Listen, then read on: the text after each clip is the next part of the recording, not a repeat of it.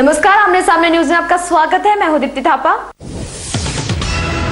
नीले झंडों से पटे रमाबाई अंबेडकर रैली ग्राउंड पर लोकसभा चुनाव के लिए अभियान शुरू करते हुए बसपा सुप्रीमो मायावती ने सूबे की राजधानी लखनऊ से बिगुल फूंका। अपने जन्मदिन के मौके पर मायावती ने बैलेंस ऑफ पावर बनने की दावेदारी ठोकी। उत्तर प्रदेश में जहां मोदी ने कुछ महीनों पहले से ही रैलियां करना शुरू कर दिया था, वहीं सपा मुखिया मुलायम सिंह यादव भी सक्रिय हो गए। इटावा रैली के बाद सपा कार्यकर्ता भी अपने क्षेत्र में जागरूक हो गए हैं। दूसरी ओर कांग्रेस के अपने ही नेता पार्टी पर प्रदेश में सुन पड़ने का आरोप लगाते दिखे। अब मौका था प्रदेश की दूसरी सबसे बड़ी पार्टी बहुजन समाज पार्टी का प्रदेश में चुनावी बिगुल फूंकने का। काफी समय से शांत बैठी बसपा अध्यक्ष मायावती का फिर से मंच पर आने का। 2014 लोकसभा चुनाव को देखते हुए मायावती ने विशाल रैली का आयोजन किया। समय भी एकदम सटीक था। हमेशा धूमधाम से जन्मदिन मनाने वाली मायावती ने इस बार जन्मदिन न मनाकर विशाल रैली को संबोधित करने की ठानी। अब इसे बसपा का सियासी दांव कहें या नम्रता, मायावती ने लखनऊ में अब तक की सबसे बड़ी रैली करके अपना जनाधार और लोकप्रियता का एहसास करा दिया। एकला चलो का बिगुल फूंकने के बाद मायावती ने सभी कार्यकर्ताओं को इस ठंड के मौसम में आने के लिए शुक्रिया अदा किया। मायावती ने जहां कांग्रेस, भाजपा और सपा पर उनके खिलाफ एकजुट होने का आरोप लगाया, वहीं दिल्ली में सत्ता पर काबिज आम आदमी पार्टी को भी जमकर लताड़ा। उन्होंने भाजपा पर उनके साथ विश्वासघात कर सीबीआई पीछे लगाने का आरोप तो मढ़ा ही, वहीं कांग्रेस के साथ लोकसभा चुनाव न लड़ने का भी ऐलान कर दिया। लोगों में भी गजब का जोश दिखाई दिया। कोई मायावती के लिए विशाल का लाल किला बनाकर लाया तो कोई संसद।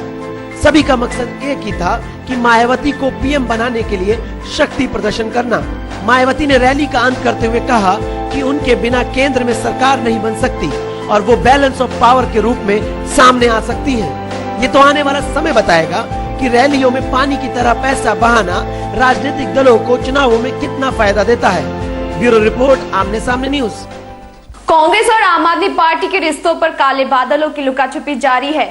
अमेठी में कुमार विश्वास ने कांग्रेस पर वंशवाद का आरोप लगाया। वहीं 12 वफात के मौके पर दिल्ली के सीएम केजरीवाल और केंद्रीय मंत्री कपिल सिब्बल गले मिलते दिखाई दिए। कांग्रेस का जोरदार विरोध और कांग्रेस नेताओं पर टिप्पणी करने वाली आम आदमी पार्टी और कांग्रेस का रिश्ता कुछ खट्टा मीठा सा लगता है। दिल्ली विधानसभा चुनावों से पहले किसी ने सोचा नहीं होगा कि दिल्ली की सत्ता आप और कांग्रेस मिलकर चलाएंगी। जहां कांग्रेस ने राजहित को ऊपर रखते हुए आप से सारे गिले शिकवे दूर कर समर्थन दिया, वहीं भाजपा का पूरे प्रकरण पर बौखलाना भी जायज था। लेकिन दोनों पार्टियों के रिश्ते पर काले बादलों की लुका छुपी लगातार जारी है। समर्थन के बाद जिस तरह कांग्रेस नेता अरविंदर सिंह लवली और मनीष सिसोदिया में नजदीकियां देखी गयी, उससे तो बढ़ती मित्रता का अंदाजा विपक्षी लगाने लगे थे। तभी केजरीवाल ने शीला दीक्षित पर कार्रवाई करने की बात कर दी। भाजपा ने तो आम आदमी पार्टी पर डबल स्टैंडर्ड तक का आरोप लगा दिया। कुछ ही समय बाद भाजपा की ये बात सही साबित हो गई।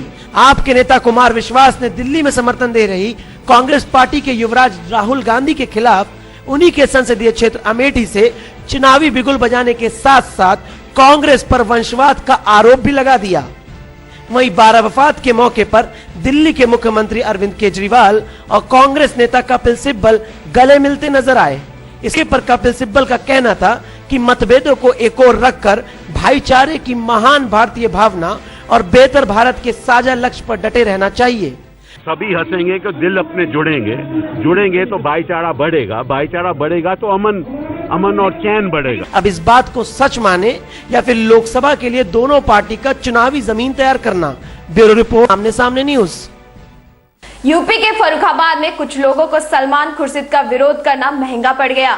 डॉक्टर जाकिर हुसैन ट्रस्ट के शिविर में बांटे जा रहे सोलर लैंप का विरोध करने पहुंचे लोगों की कांग्रेसियों ने जमकर धुनाई की। देखिए रिपोर्ट। फर्रुखाबाद लोकसभा सीट से सांसद और कांग्रेस के हैवीवेट नेता सलमान खुर्शीद का विरोध करना इतना भारी पड़ गया कि बदले में लात घूसों के साथ साथ कुर्सियों से भी मार खानी पड़ गई।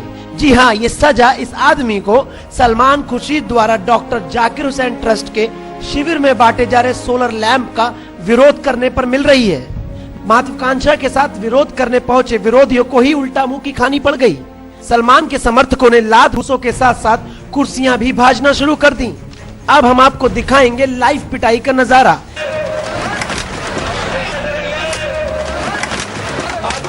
देखिए कैसे आग बबूला हुए कांग्रेसी पीट रहे हैं अपने विरोधियों को।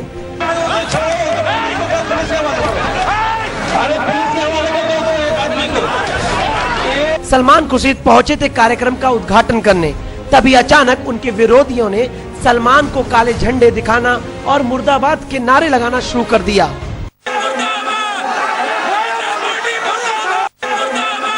कार्यक्रम में कांग्रेसी समर्थक बौखला गए और विरोध करने वाले राघव मिश्रा को लात घूसों के साथ साथ कुर्सियों से भी जमकर धुना। वहीं उल्टे राघव मिश्रा को मारपीट और शांति भंग करने पर हवालात की हवा भी खानी पड़ गई।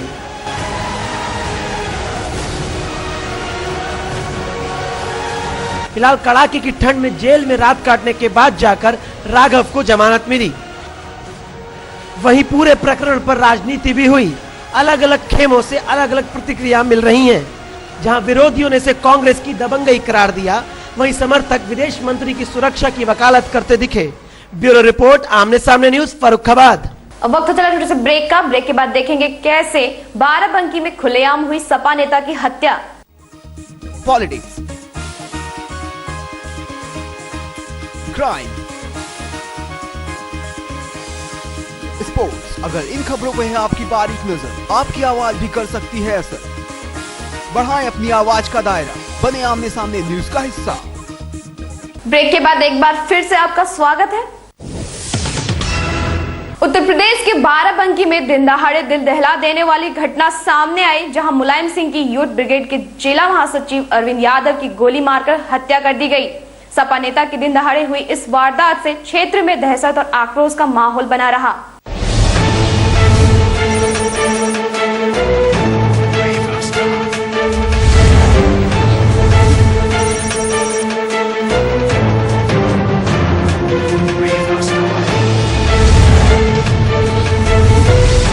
यूपी के बाराबंकी शहर में सैकड़ों सपा समर्थकों ने जमकर हंगामा काटा, जिसके चलते हाईवे पर ट्रैफिक जाम रहा और बसों में तोड़फोड़ हुई। कारण था मुलायम सिंह के यूथ ब्रिगेड के जिला महासचिव अरविंद यादव की दिन दहाड़े गोली मारकर हत्या का। समर्थकों का कहना है कि पुलिस से इसकी शिकायत भी की गई, लेकिन कोई कार्रवाई नहीं हुई। देर रात एसपी आनंद कुलकर्णी ने शहर कोतवाल संतोष सिंह व चौकी इंचार्ज ब्रजेश सिंह को निलंबित कर दिया। घटना के बाद पहुंची पुलिस ने घटनास्थल का निरीक्षण किया। होर्डिंग फाड़ने को लेकर कुछ दिन पूर्व अरविंद का कुछ लोगों से विवाद हुआ था। अरविंद यादव अपने चचेरे भाई अंशु व प्रदीप यादव के साथ बाइक से जिला कारागार में किसी से मिलकर घर लौट रहे थे। दोपहर करीब 2:30 बजे उत्तर टोला बंकी कस्बे में सामने से आ रहे 6 लोगों ने इन तीनों पर तमंचों से गोलियां बरसानी शुरू कर दी। अंशु व प्रदीप गलियों में घुसकर जा छिपे, पर हमलावरों ने अरविंद को दौड़ाकर उनके सीने और सिर पर 3 गोलियां मारकर फरार हो गए। दोपहर में 4-5 बदमाशों ने इनको गोली मार दी है। इनका एक पोस्टर को लेके एक विवाद कुछ दिन पहले मनोज जायसवाल, ऋषि जायसवाल, पंकज वर्मा और शशिकांत वर्मा इन लोगों के साथ हुआ था, और जिस संबंध में थाने पे मुकदमा भी पंजीकृत हुआ है। और इसी रंजिश को लेके इन लोगों ने आज इनको घेर के जो है इनको गोली मार दिया है। परिवारजनों ने अरविंद को जिला अस्पताल में पहुंचाया, जहां डॉक्टरों ने उन्हें मृत घोषित कर दिया। सपा के नेता के साथ हुई इस वारदात से पूरा क्षेत्र दहशत और आक्रोश में डूबा हुआ है। वहीं देखना अब ये है कि सूबे में सपा सरकार होने के बावजूद आम लोग क्या, सपा नेता भी महफूज नहीं है। बाराबंकी से महेंद्र कुमार श्रीवास्तव की रिपोर्ट, आमने सामने न्यूज। यूपी के हरदोई जिले में बाइक गिरोह का भांडाफोड़ हुआ, जहां फर्रुखाबाद से बाइक चोरी करके लाए माफिया को हरदोई पुलिस ने गिरफ्तार कर लिया। देखिए रिपोर्ट। सूबे में वाहन चोरी के कई मामले सामने आते रहे हैं। ताजा मामला सामने आया है उत्तर प्रदेश के हरदोई जिले का, जहां हरदोई पुलिस ने बाइक चोर को चोरी की गई बाइक के साथ गिरफ्तार किया। शहर में बीते कुछ महीनों से चोरी की गई बाइक का गोरख धंधा खुलेआम चल रहा था, जिसमें एक बड़ा बाइक चोर गिरोह शामिल है। ये गिरोह फर्रुखाबाद से चोरी करके वाहन हरदोई और आसपास के इलाके में बेचता था। गत दिवस हरदोई के थाना लोनार पर इस गिरोह की सूचना एक मुखबिर द्वारा दी गई, जिस पर पुलिस ने सक्रियता दिखाते हुए बाइक चोर को चोरी की गई बाइक के साथ धर दबोचा। चौकी इंचार्ज सवायजपुर ने बताया कि इस गिरोह ने पहले भी बाइक चोरी कर बेचने की घटना को अंजाम दिया है। वहीं पकड़ा गया बाइक चोर सर्वेंद्र यादव फतेहगढ़ जिला फर्रुखाबाद का रहने वाला है।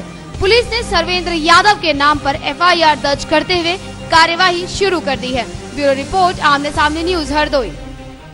इस बुलेटिन में फिलहाल सिर्फ इतना ही। कल फिर मिलेंगे कुछ और नई ताजा तरीन खबरों के साथ। तब तक के लिए मुझे यानी दीप्ति थापा को दीजिए इजाजत। नमस्कार।